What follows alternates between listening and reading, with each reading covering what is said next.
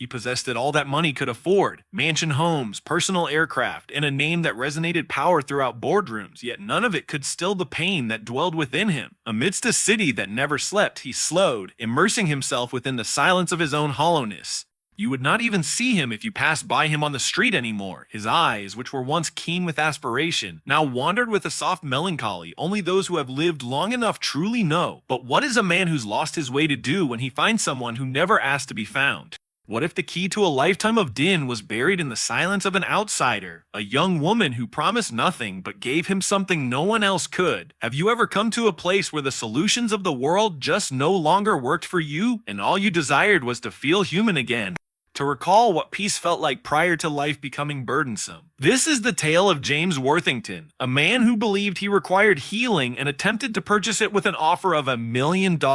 But what he got instead was something infinitely more enduring, danced from the lips of a person with no wealth, no renown, and no interest in either. A tale that teaches us that the most life-altering experiences don't always arrive in blinding lights or boisterous moments, but in soft words under a tree, or a gentle hand laid softly over an overlooked heart. So if you ever felt like success isolated you, or like grief has a knack for constructing its own walls around your soul, this tale is for you. Come back with me to where it all started: Central Park, fall, and a girl who quite knew the art of listening. They say that money can buy anything, but what if it can't buy peace? That was the question plaguing James Worthington, a man who had once dominated Manhattan's skyline with glass towers and billion-dollar transactions, now confined to a chilly hospital room where even the beep of the monitor sounded like a ticking clock. James was 63, not a man you'd imagine to come unraveled. He'd founded his real estate empire from scratch, ridden out 2 market collapses, and was once listed one of the 10 most powerful men in America. Yet as he sat there, hunched in a chair that was too small for his pride, hearing the doctor tell him, "Sir, your test results are back. There's nothing more we can do," he was a ghost in his own tale. No, he wasn't terminally ill physically. His body was quite all right.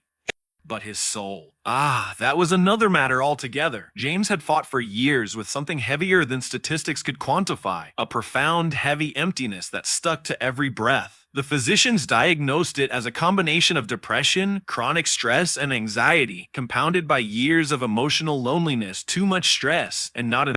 They provided pills, getaways, and a dozen therapy referrals. He did it all, sat in leather chairs in front of soothing voice specialists, took off to tranquil retreats that guaranteed total inner transformation, and even shelled out for experimental wellness programs. But each time he returned to his penthouse, to the quiet and the darkness, it was all still waiting for him. That same constriction in his chest, the heaviness in his bones, and the hope that perhaps this was all life had to offer. He had no wife, no children. Only meetings, deadlines, and headlines, and even though his name opened all doors in the city, he would have liked nothing better than to slip through one and be gone. It wasn't until a quiet afternoon, when he slipped from his building unobserved and entered Central Park as simply another weary man, that something strange occurred. He didn't even know what drew him there. Perhaps it was the crunch of leaves from autumn that broke beneath his feet, or the way the late sun dangled low as if considering setting early. But as he strayed off the typical paved path, James caught sight of someone that didn't fit in. Not in the typical, boisterous city-like manner, but in a gentle, inquisitive, serene manner.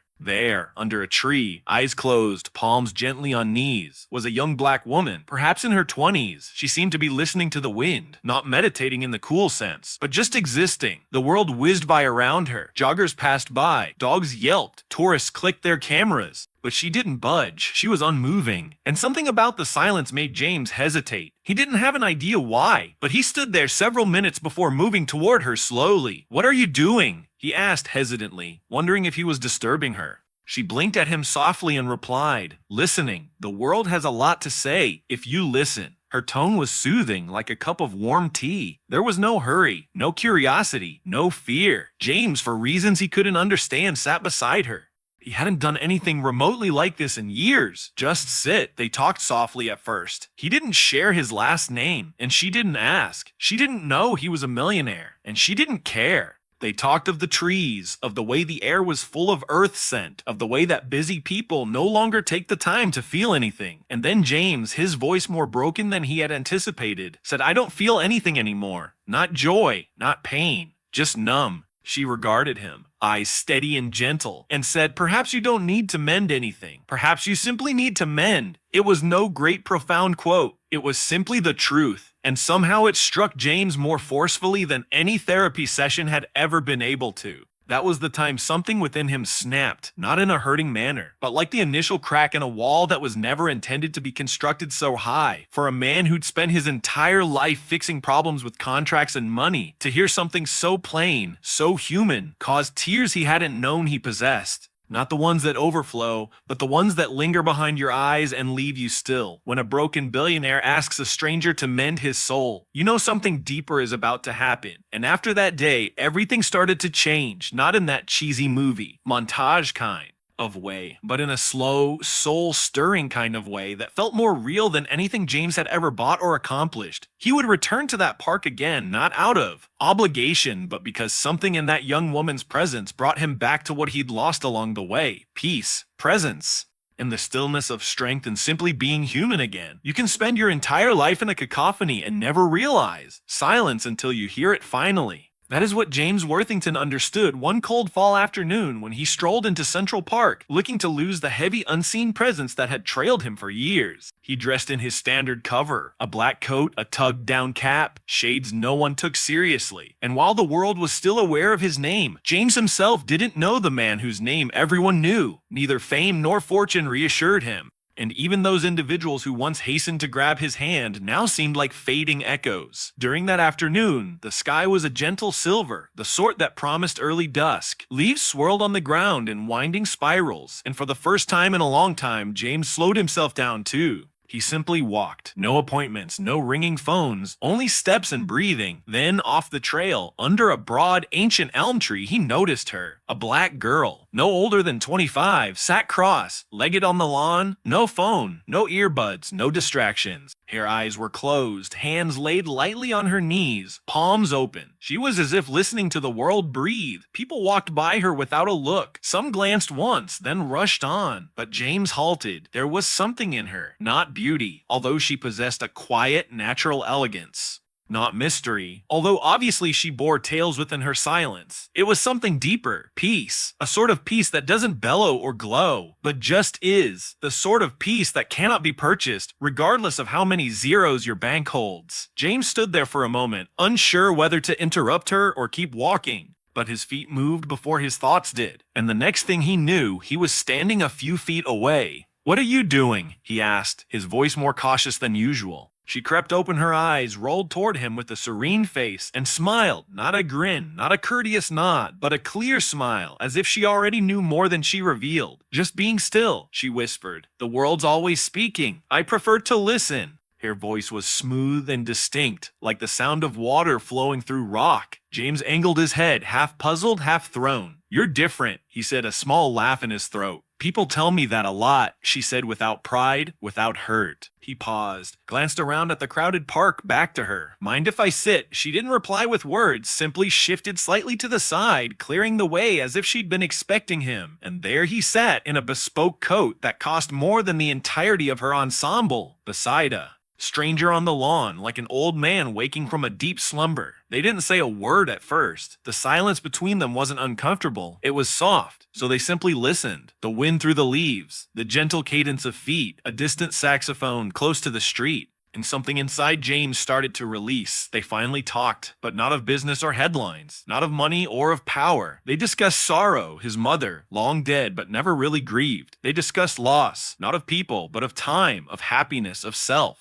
He shared dreams he had once, not the kind that construct skyscrapers, but the kind you mutter under your breath when you're alone. She shared with him how she had sat under trees with her grandmother, learning to hear with your skin, not your ears. Her name was Amira. That's all she would tell him. No last name, no title, just Amira. And when James finally broke down, voice shaking just a little, "Nothing works. Not the doctors, not the trips, not the pills, nothing." Amira gazed at him, not with pity, but with something harder. She did not flinch, did not attempt to repair him. She merely spoke with an evenness of voice more incisive than any prognosis. "Perhaps you do not need fixing. Perhaps you need healing." That word, healing, fell like a rock into still water. He did not react immediately. He simply sat there. because help was what he had always desired. Help was a business, money for service, issue for resolution. But healing? Healing was human. Healing was surrender. And the way she had said it, without pressure, gently, made it sound like something she was inviting him to do, not something she was telling him to do. And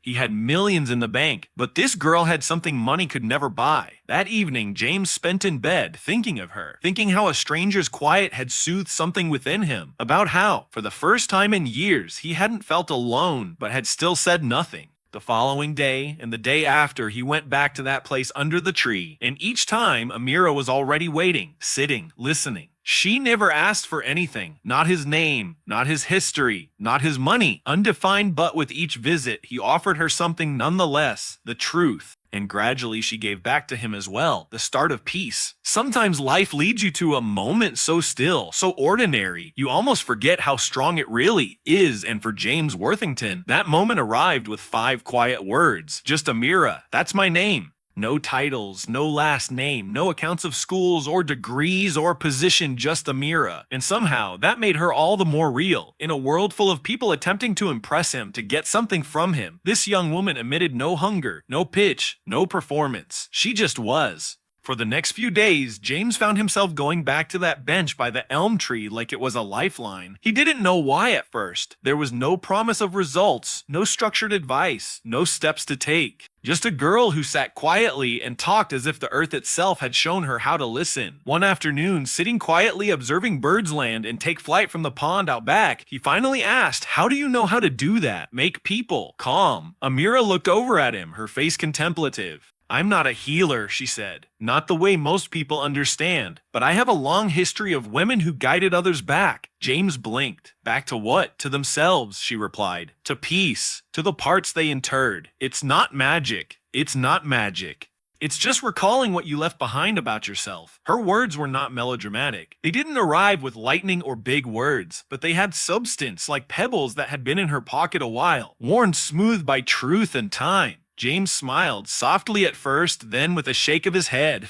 "You make it sound so easy. It's simple," Amira replied, "but it's not easy." He gazed down at his hands, hands that had shaken hands 1,000 times, constructed skyscrapers, amassed fortunes, but now shook with fear of doing nothing but feel. And that's when desperation, the kind that doesn't yell but whispers frantically, took hold. "Listen," he said, grimmer than he'd ever spoken. "I'll give you $1 million if you can make me feel like myself again." He hadn't meant to say it. The words had spilled out like steam from a pipe whose pressure had finally gotten the better of it. He stood there, bracing for her to stiffen, to laugh, to demand proof. But Amira didn't blink. She didn't even twitch. She simply stared at him with the same quietness she always had, and said, "I don't need your money." James blinked in disbelief. "You don't think I'm telling the truth?" "Oh, I know you are," she said factly. "But that's not why I came here. If you're serious, truly serious, come back tomorrow. Same time, same place, but come prepared." "Prepared for what?" he inquired. She rose unsteadily, shook the leaves from her jacket, and just muttered to begin letting go. And then, wordlessly, she turned and departed, leaving James on the bench with nothing but his thoughts and a queer pang in his chest. It wasn't rejection that hurt. It was the knowledge that, for the first time, someone had rejected him not because they did not want something from him,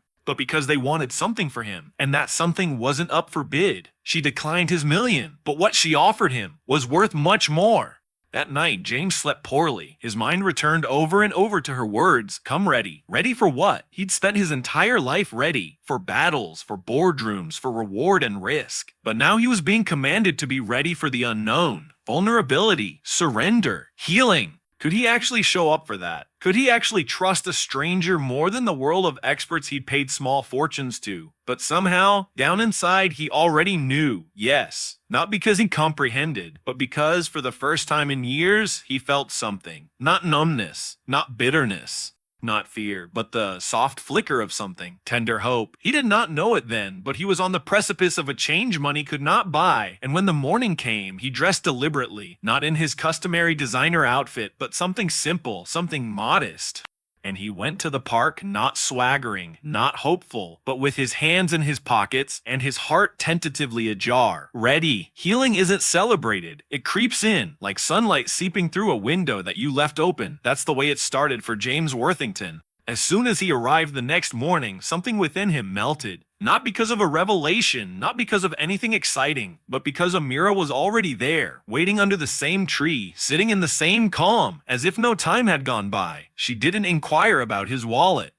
She didn't ask if he was prepared. She simply nodded at the space beside her. And so James went back for the next 21 days. No contracts, no instructions, no promises. Only peaceful moments under creaking leaves and unlimited heavens. They spoke nothing on some days. On others, Amira would take him through gentle, slow breathing, nothing sophisticated, just in through your nose, out through your mouth, as if teaching a child to decelerate for the first time. Occasionally, she'd have him walk barefoot across the lawn with his eyes shut, to sense the ground again, to have faith in his own feet. Sometimes they'd sit for an hour doing nothing but observe how the light danced across the leaves. James felt like a fool at first. A guy of his stature sitting cross-legged on the ground, eyes closed, breathing as if in some kind of kindergarten relaxation therapy. It was ridiculous. But there was something about Amira's quiet that made it okay to be ridiculous. She didn't judge him. She didn't correct him. She simply sat with him, held the space, and allowed the silence to work its magic. And one day at a time, something changed. The fog that had shrouded James for years, the dense, impenetrable cloud, started to clear bit by bit. It wasn't sudden, it wasn't spectacular.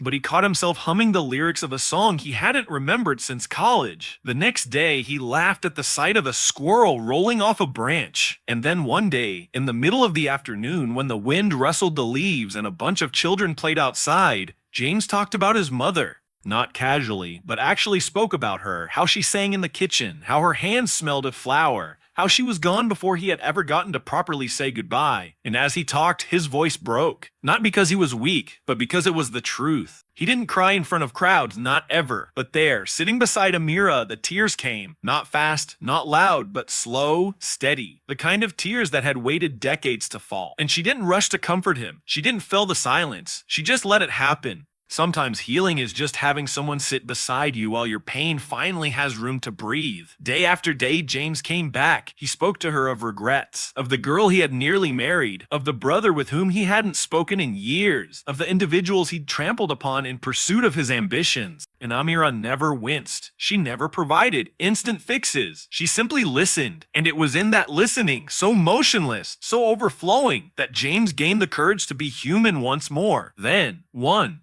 afternoon, the sky was golden, the sun low, and it was all quiet like the entire world was holding its breath. They sat together, eyes closed, side by side in total serenity, and suddenly Amira reached out and gently put her hand on James's chest, right over his heart. Her hand was warm, still, and firm. "There you are," she whispered, her voice almost like wind through leaves. At that moment, James did not move, did not speak, but he felt something, not dramatic, not electric, but real. Like finding a door you did not know was open and stepping through it to find yourself. Not the version the world knew, not the version draped in suits and titles, but the boy who dreamed once, the man who loved once, the soul that was buried under years of more. And he knew he had returned to himself. Not all the way, not whole, but wholly. She never took his money, but she had given him something that had saved his life. That night, strolling home through the golden sun of the park, James saw things he hadn't in years. The smell of roasted peanuts from a vendor's cart, the sound of strangers' laughter on a bench, the way his own breath sounded steady, unforced. He wasn't cured in a fairy tale manner,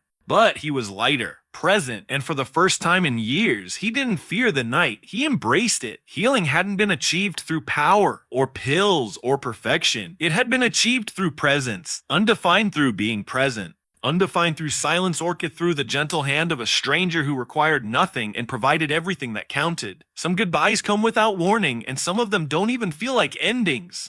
On the 30th morning, when sunlight filtered through spindly branches and the park sported its late autumn cool, James Worthington strolled his habitual route to the elm tree, his hands thrust deep into his coat pockets, a subdued anticipation within his chest. He had become accustomed to this cadence now, these breath and quiet mornings, these silent minutes with Amira that had more healing to offer than all the years of therapy. But that morning, when he walked up to the bench, he paused. She was not there. No coat, no reassuring presence, no soft smile. Only a crumpled piece of paper, tenderly taped to the wooden slat with a strip of adhesive. James hesitated, then picked it up. The writing was smooth and even. "You don't need me anymore. Just keep listening." And that was all. No signature, no phone number, no anything. Just that.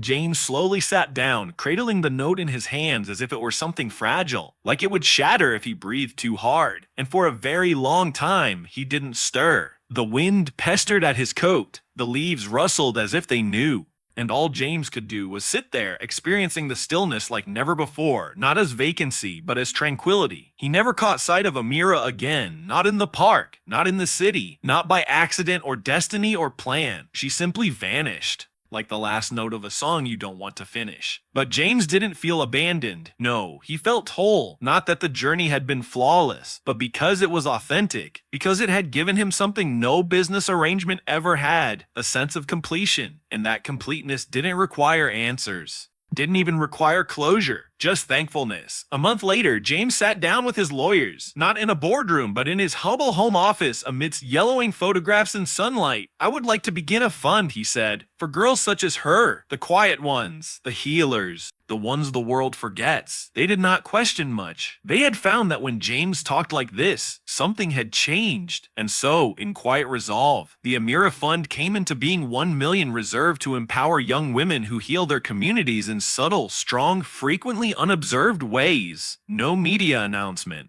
No sit-downs, only a solitary plaque in the library of a community center bearing the inscription, "In honor of the ones who help us find ourselves again." James never thought twice about whether Amira would know. That wasn't the idea. She didn't ask for attention. She didn't ask for anything. And yet she had given him everything, not through strategy, not through advice, but through presence, through listening, through stillness. That winter, James started to shift. He walked more slowly, smiled more. He reached out to his brother after 15 years of nothing. He phoned the woman he had loved and only said, "Thank you for loving me when I didn't know how to love myself." He gave more, not only money, but time, attention, patience. He began reading books again, cooking plain meals, learning the birds that flew into his window.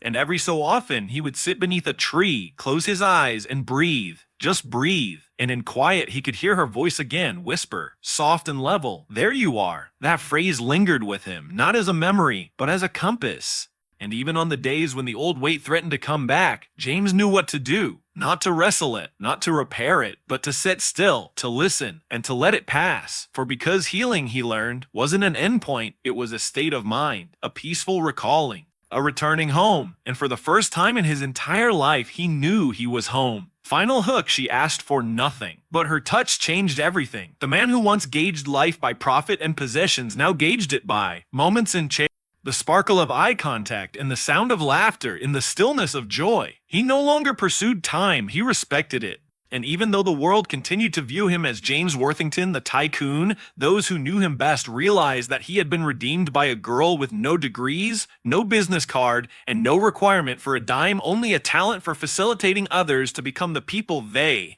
were always meant to be. The wealthiest individual, as it so turned out, was not the wealthiest. It was the person who finally felt alive, sometimes the ones who looked the quietest. And states me, look the quietest, 10 time. Have the most profound kind of peace, the kind that doesn't yell, doesn't market, doesn't offer anything, but somehow rearranges everything. And sometimes healing isn't found in a bottle or a hospital ward. It is found in a shared moment with a stranger in the park.